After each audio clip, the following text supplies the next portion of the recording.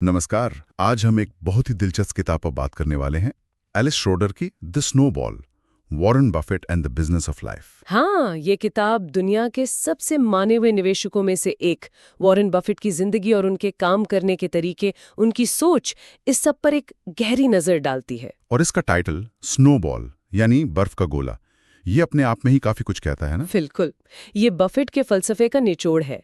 जैसे कोई छोटा सा बर्फ का गोला पहाड़ से लुढ़कते हुए नीचे आते आते कितना विशाल हो जाता है, हाँ, वैसे ही उनका मानना है कि सब्र और अनुशासन से अगर छोटी शुरुआत भी की जाए तो वक्त के साथ वो बहुत बड़ी कामयाबी बन सकती है। तो चलिए इसी स्नोबॉल वाले आइडिया को और बफेट के सफर को थोड़ा और समझते हैं इस किताब के जरिए। जरूर। किताब बताती है कि बफेट की दिलचस्पी बिजनेस और पैसों में बचपन से ही थी। मतलब सोचिए 6 साल की उम्र में कोका कोला बेचना। हाँ, और फिर अखबार बांटना, पैसे बचाना, और सबसे कमाल की बात, सिर्फ 11 साल की उम्र में पहला स्टॉक खरीदना। 11 साल, उस उम्र में तो हम खेल रहे होते हैं। ये शुरुआती अनुभव कितने जरूरी रहे होंगे उनके लिए। बहुत ज्यादा। किताब इस बात पर जोर देती है कि ये सिर्फ पैसे कमाने की बात नहीं थी। इन अनुभवों ने उन्हें कह सकते हैं व्यापार की एकदम बुनियादी बातें सिखाई, बचत की अहमियत समझाई। और बाद में जब वो कोलंबिया बिजनेस स्कूल गए तो बेंजामिन ग्राहम से उन्होंने वैल्यू इन्वेस्टिंग सीखी। वैल्यू इन्वेस्टिंग, हाँ, मतलब उन कंपनियों में पैसा लगाना जिनका असली मूल्य उनकी बाजार कीमत से ज्यादा हो। बिल्कुल, जिसे वो इंट्रिंसिक वैल्यू कहते हैं। ये सिद्धांत उनके पूरे निवेश करियर का, आप कह सकते हैं, आधार बना। ये इंट्रिंसिक वैल्यू, असली मूल्य, सुनने में तो सीधा लगता है, पर क्या किताब ये बताती है कि इसे पहचानना असल में कितना मुश्किल है? हाँ, अच्छा सवाल है। देखिए, इंट्रिंसिक वैल्यू का मतलब है कंपनी की अपनी असल कीमत, जो उसके एसेट्स, उसकी कमाई की क्षमता, भविष्य की उम्मीदों पर टिकी होती है। ये बाजार के रोज के उतार चढ़ाव से अलग होती है। अच्छा। किताब साफ करती है कि ये कोई सीधा साधा फॉर्मूला नहीं है।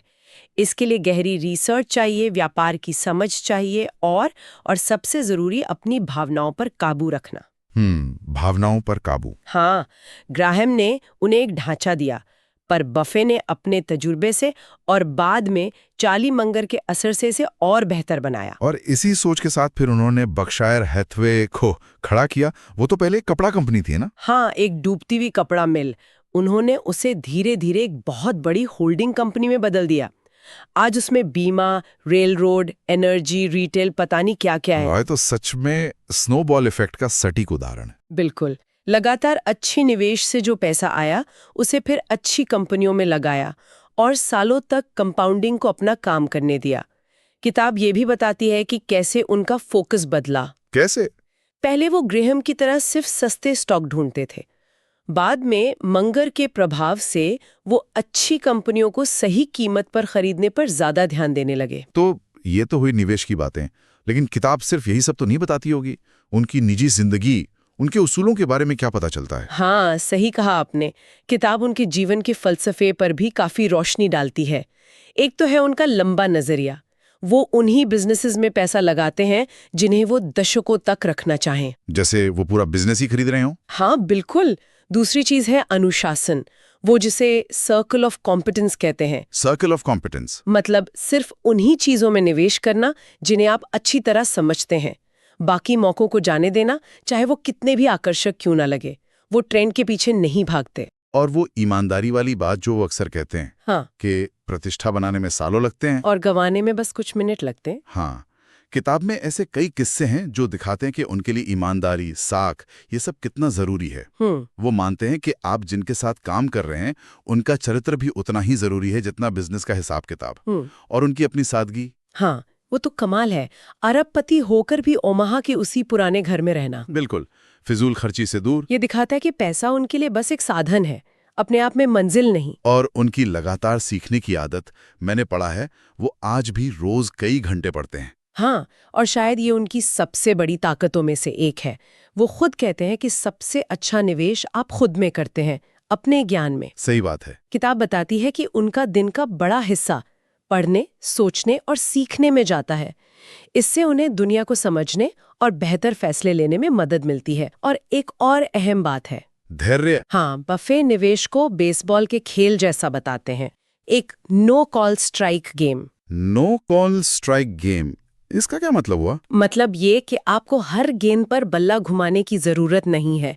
शेयर बाजार में रोज मौके आते हैं जाते हैं, पर आपको बल्ला तभी घुमाना है जब गेंद बिल्कुल सही जगह पर हो, मतलब जब कोई बेहतरीन कंपनी बहुत अच्छी कीमत पर मिल रही हो। अच्छा, यानी अपने मतलब की पिच का इंतजार करना। बिल्कुल, बाकी गेंदों को जाने देना है। इसके लिए जबरदस्त धीरज चाहिए, खासकर जो बाजार में घबराहट हो। हड़बड़ी में अक्सर गलतियां होते हैं। तो अगर हम सार निकालें तो द स्नोबॉल सिर्फ वॉरेन बफेट की कहानी या कोई निवेश गाइड नहीं है। नहीं, बिल्कुल नहीं। बल्कि ये तो धैर्य, अनुशासन, ईमानदारी, लगातार सीखना, इन मूल्यों पर एक कामयाब और कह सकते हैं सार्थक जीवन जीने की कला सिखाती है। एकदम सही कहा।